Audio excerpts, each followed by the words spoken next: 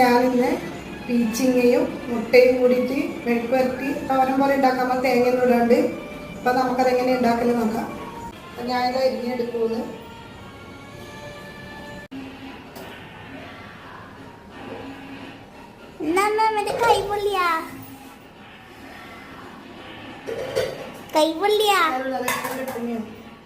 എപ്പോൾ ഓരോർക്ക് പൊട്ട് കിട്ടുന്നു. ഞാൻ റൈസ് കുക്കറിലേക്ക് ചോറിറക്കി വെച്ചിട്ടുണ്ടെങ്കിൽ എൻ്റെ കൈ നല്ലോണം പൊള്ളുകയും ചെയ്തു. അപ്പം ഞാൻ പീച്ചിങ്ങ ഉണ്ടാക്കാൻ വേണ്ടിയിട്ട് നമ്മളിവിടെ താലൊലിക്കാന്നാ പറയല്. എറണാകുളം എൻ്റെ ഭർത്താവിൻ്റെ വീട് അവിടെയാണ്. അപ്പോൾ അവിടെ നിന്നാണ് ഈ പീച്ചിങ്ങാന്നെല്ലാം കേട്ടത്. ഞങ്ങളിവിടെ താലൊലിക്കാൻ ഞരമ്പെന്നൊക്കെയാണ് പറയല്. അപ്പം അത് എങ്ങനെ ഉണ്ടാക്കാൻ നോക്കാം. നല്ല ഐശ്വര്യം കറണ്ടും പോയി. കറണ്ട് വന്നു. ചീഞ്ചട്ടി അതല്ല, കറണ്ട് വരലും പോലെയാണ്. ഞാൻ ചീഞ്ചട്ടി അടുപ്പത്ത് വെച്ച് വെളിച്ചെണ്ണ വെച്ചിട്ടുണ്ട്. അപ്പം ഞാൻ കടുക് ഇട്ട് കൊടുത്തിട്ടുണ്ട്. ഞാൻ സവാള ഇട്ട് കൊടുക്കുന്നുണ്ട്. പച്ചമുളക് ഉണ്ട്, ഇതിൽ വെളുത്തുള്ളി ഉണ്ട്. നല്ല ഐശ്വര്യമാണ്. കറണ്ട് ഇല്ല ഉണ്ടായത്. കറണ്ട് വരലും പോലെയാണ് രാവിലെ. വാട്ട് വന്നിട്ടുണ്ട്. അപ്പം മഞ്ഞളോട് മുളക് പൊടി ഞാൻ ഇടുന്നുണ്ട്. അവരോട് എരിപ്പനുസരിച്ച് ഇട്ട് കൊടുക്കാം. ഇത് വാടി വന്നിട്ടുണ്ട്. പീച്ചിങ് ഇട്ട് കൊടുക്കാം.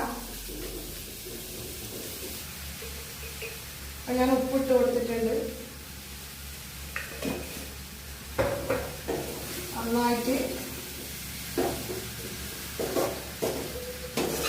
ഇതിൽ വെള്ളമൊന്നും വയ്ക്കൂല. ഇതിൽ തന്നെ വെള്ളം ഇറങ്ങി വരും.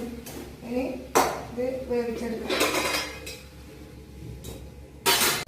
അപ്പം ഞാൻ ഇളക്കി കൊടുത്തിട്ടുണ്ടായി. അപ്പം എണ്ണ വെള്ളം വരുന്നുണ്ട്. അപ്പം നടുക്കൊരു ഇതുപോലെ ആക്കിയിട്ട് നമുക്ക് മുട്ട ഒഴിച്ചു കൊടുക്കാം. വെള്ളം പൊട്ടിക്കാൻ അറിയില്ല. മുട്ട ഒഴിച്ചു കൊടുക്കാം.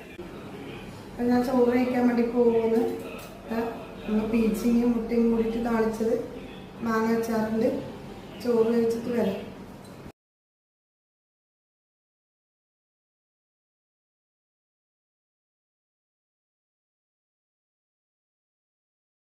അപ്പം മോള് സ്കൂളിൽ നിന്ന് വന്നു. മോളെ കുളിപ്പിച്ച് മോൾക്ക് ചായ കൊടുത്തു. ഇവരൊന്നും പോയിട്ടില്ല. രണ്ടാളും ഇവിടെ ഉണ്ട്.